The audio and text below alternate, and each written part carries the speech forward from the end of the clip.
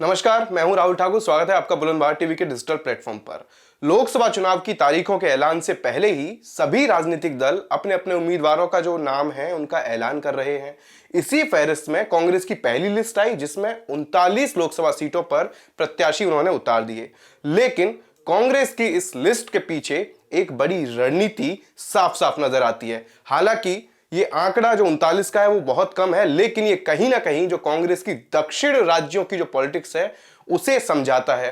तो जो कांग्रेस की जो दक्षिण भारत यानी कि दक्षिण के जो राज्य हैं वहां पर किस तरह की पॉलिटिक्स है उसी का विश्लेषण करने के लिए हमने तैयार किया आपके लिए स्पेशल रिपोर्ट। जरूर देखिए इसे। कांग्रेस ने 2019 के लोकसभा चुनाव में भले ही सिर्फ 52 सीटें जीती थी, लेकिन वो बेशक देश की दूसरी सबसे बड़ी राष्ट्रीय पार्टी तो है ही। अब जब 2024 लोकसभा चुनाव की उल्टी गिनती शुरू हो चुकी है, बावजूद इसके कांग्रेस ने अपनी पहली लिस्ट में गिनती के उम्मीदवारों की लिस्ट जारी की, वो भी सिर्फ 39 उम्मीदवार।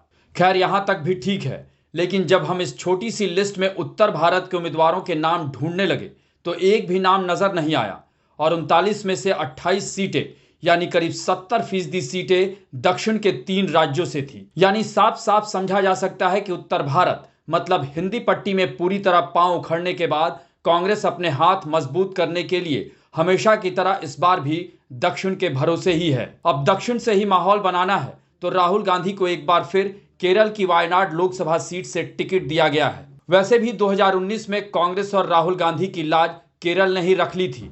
तब केरल की 20 सीटों में अकेले कांग्रेस ने 16 सीटें जीती थी, जिसमें वायनाड से राहुल गांधी भी जीते थे, जबकि यूपी की अमेठी सीट से राहुल गांधी चुनाव हार गए थे। कांग्रेस ने पिछली बार केरल में जीती 16 में से 14 सीटों पर इस बार भी उम्मीदवारों को रिपीट किया है और सिर्फ 2 सीटों पर उम्मीदवार बदले हैं, जिसमें से एक सीट अलपुझा से कांग्रेस के कद्दावर नेता और गांधी परिवार के सबसे करीबी केसी वेणुगोपाल लोकसभा चुनाव लड़ रहे हैं। फिलहाल केसी वेणुगोपाल राज्यसभा सांसद हैं। वहीं केरल की तिरुवनंतपुरम सीट से शशि थरूर को फिर टिकट दिया गया है। वह 3 बार से इस सीट से जीत रहे हैं। वहीं अगर बात कर्नाटक की करें तो कांग्रेस ने यहां की 28 में से 7 सीटों के उम्मीदवार घोषित किए हैं। आपको बता दें कि 2019 में कांग्रेस सिर्फ एक सीट बेंगलुरु ग्रामीण जीत पाई थी। यह सीट कर्नाटक के उप मुख्यमंत्री डीके शिवकुमार के छोटे भाई डीके सुरेश ने जीती थी। कांग्रेस ने फिर उन्हें यहां से उम्मीदवार बनाया है।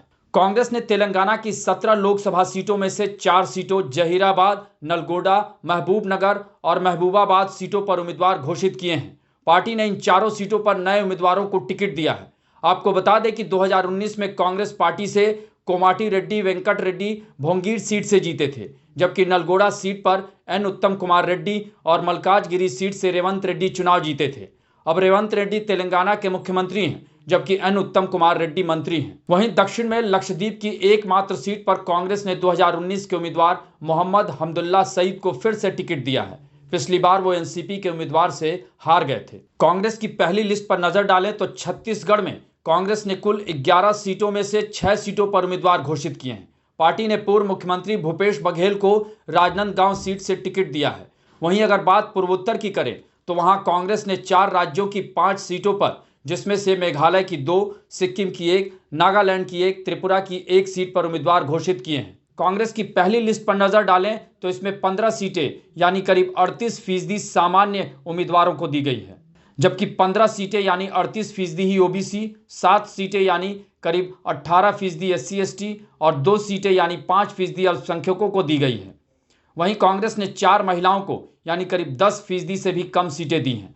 इस लिस्ट में करीब 12 उम्मीदवार 50 साल से कम उम्र के हैं। कांग्रेस की पहली लिस्ट के इन पहलुओं से इतर अगर हम ध्यान दें तो आपको बता दें कि दक्षिण के 5 राज्यों में कुल मिलाकर 129 लोकसभा सीटें हैं, जिसमें 2019 लोकसभा चुनाव में कांग्रेस पूरे देश में सिर्फ 52 सीटों पर जीत दर्ज कर पाई थी और उसमें भी 27 सीटें यानी करीब 50% से भी ज्यादा सीटें अकेले दक्षिण भारत के सिर्फ 5 राज्यों से जीती थी। इसी तरह 2014 में कांग्रेस सिर्फ 44 सीटें जीत पाई, उसमें भी करीब 20 सीटें तो दक्षिण भारत से ही मिली थी।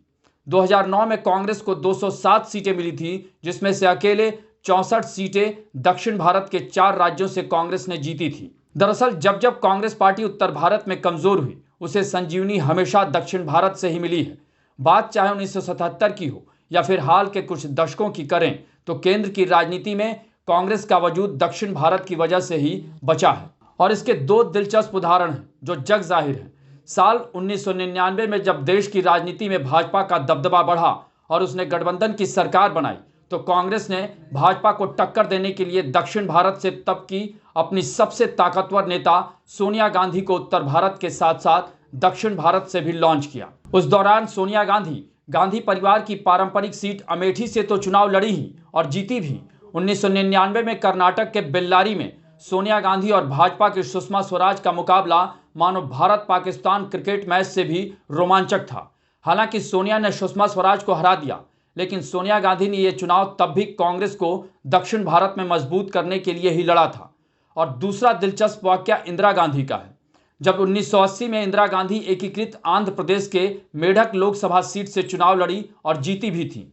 यह इंदिरा गांधी का अंतिम चुनाव रहा, क्योंकि 1984 में उनकी हत्या कर दी गई थी। दरअसल 1980 में इंदिरा गांधी के चुनाव लड़ने के पीछे भी कांग्रेस की रणनीति यही थी कि इमरजेंसी के बाद 1977 में कांग्रेस और इंदिरा गांधी दोनों बुरी तरह से हारे थे। 1980 में जब मध्यावधि चुनाव हुए तो इंदिरा गांधी उत्तर भारत से चुनाव लड़ने की हिम्मत नहीं जुटा पाई थी और उन्हें कांग्रेस को मजबूती देने के लिए दक्षिण का रुख करना पड़ा था। अब एक बार फिर जिस तरह से दक्षिण भारत के कर्नाटक और तेलंगाना में कांग्रेस की सरकार है, तो कांग्रेस को लगता है कि जिस तरह से उत्तर भारत में वो कमजोर है, उत्तर भारत में जो डेंट उसे लगा है, तो ज्यादा तो नहीं लेकिन थोड़ी बहुत जो भरपाई है वो दक्षिण भारत से की जा सकती है। इसीलिए कांग्रेस की जो पहली लिस्ट आई उसमें जो दक्षिण फैक्टर था वो सामने आया।